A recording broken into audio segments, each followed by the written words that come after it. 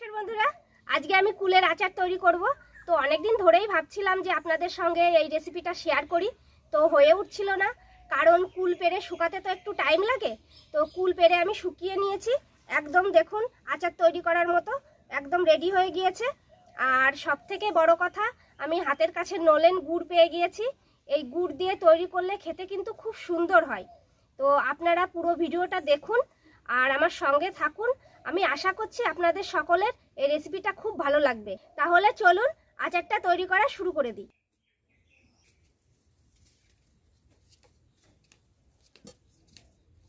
আমি এই কুলের আচারটা তৈরি করতে কিন্তু বেশি মশলা ব্যবহার করছি না। আমি অল্প কটা মৌরি নিয়েছি, জিরে নিয়েছি আর শুকনো লঙ্কা নিয়েছি। তাহলে চলুন এই মশলাগুলো শুকনো খোলায় ভেজে নিই। শুকনো লঙ্কাটা ভাজা ভাজা হয়ে গিয়েছে, এবার আমি জিরে দিয়ে দেবো।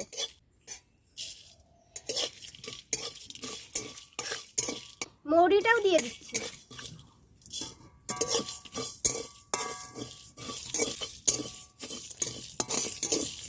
মশলাগুলো ভাজা হয়ে গিয়েছে, এবার আমি নামিয়ে নেব। মশলার থেকে দারুণ একটা সেন্ট বেরিয়েছে। এবার কড়াইতে আমি এই নলেন গুড়টা দিয়ে দেবো।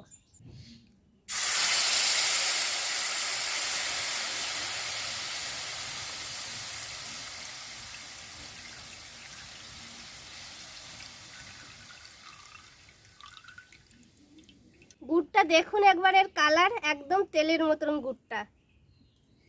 এরকম গুড়েই কিন্তু আচারটা খেতে ভালো লাগে। গুড়টা এদিকে জাল হতে লাগুক, তত সময় আমি এদিকে কুলগুলো একটু ছিঁড়ে নেব। ছিঁড়ে নিলে এর মধ্যে গুড়ের রসটা ভালো ঢুকবে আর খেতেও অনেক টেস্টি হবে। এরকম সামান্য একটু একটু ছিঁড়ে দেবো আমি।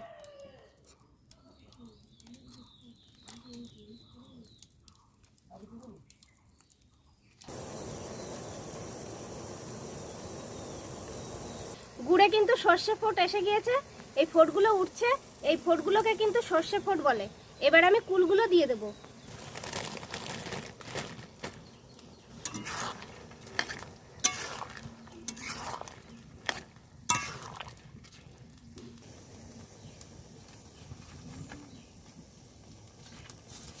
এবার এই ভেজে রাখা মশলাগুলো বেটে নেব।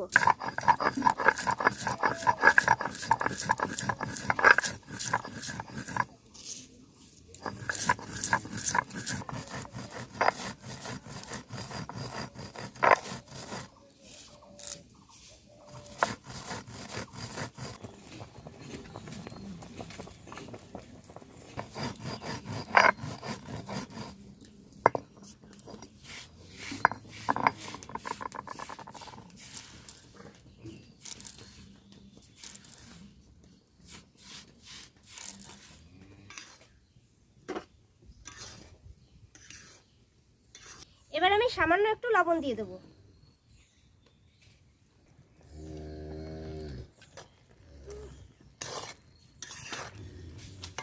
বেশি লবণ কিন্তু দেবেন না, আমি যেরকম দিলাম ওরকম সামান্য একটু লবণ দেবেন। এই যে আমার হাতে এটা দেখতে পাচ্ছেন, এটা হচ্ছে ভিনিগার। এটা আমি মুদিখানার দোকান থেকে কিনে এনেছি, যে কোনো মুদিখানার দোকানে গিয়ে বললেই দিয়ে দেবে। আর এটার কিন্তু বেশি দিতে নেই, অল্প পরিমাণে দিতে হয়। আমি এক মুটকি মতো দিয়ে দেবো, কারণ আচারে দিলে এই আচারটা নষ্ট হবে না আর রোদ্রেও দেওয়া লাগবে না। 1 বছর ঘরে রেখে আচারটা খাওয়া যাবে। আর আচারটা কিন্তু কাঁচের জিনিসে রাখতে হবে। এই যে আমি এই 1 মুটকি দিচ্ছি।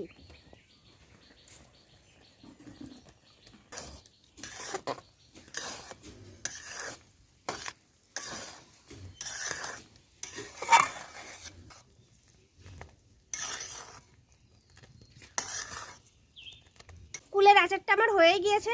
এবার যে আমি মশলাটা বেটে রাখলাম, মশলাটা দিয়ে দেবো।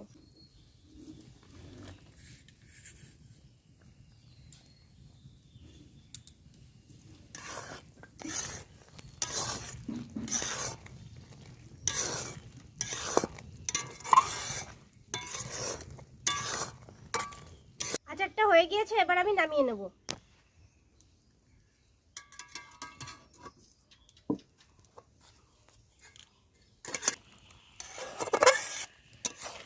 কুলের আচারটা ঠান্ডা হবে, তারপর আমি বয়ামে তুলবো। এখন এখানে থাক। 5 মিনিট মতো থাক, ঠান্ডা হোক, তারপরে তুলবো বয়ামে।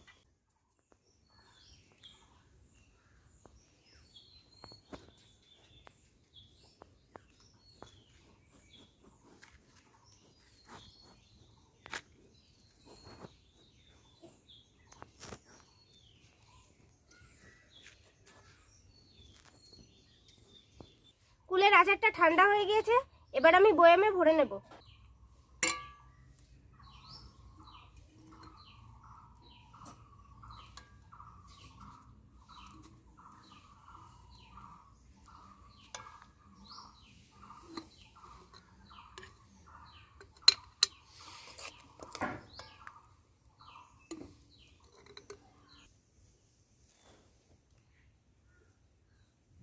তাহলে তৈরি হয়ে গেল কুলের আচার। দেখলেন তো কত সহজেই তৈরি করলাম আচারটা। আর এই রেসিপিটি যদি আপনাদের ভালো লাগে তাহলে অবশ্যই কমেন্ট, শেয়ার, লাইক করতে কিন্তু ভুলবেন না। আর আমাদের চ্যানেল বঙ্গ কুকিং অবশ্যই সাবস্ক্রাইব করে দেবেন, আমাদের পাশে থাকবেন। আজকের মতো ভিডিওটি এখানেই শেষ করছি, আবার অন্য কোনো ভিডিও নিয়ে আপনাদের সামনে হাজির হব। আজকের মতো টাটা।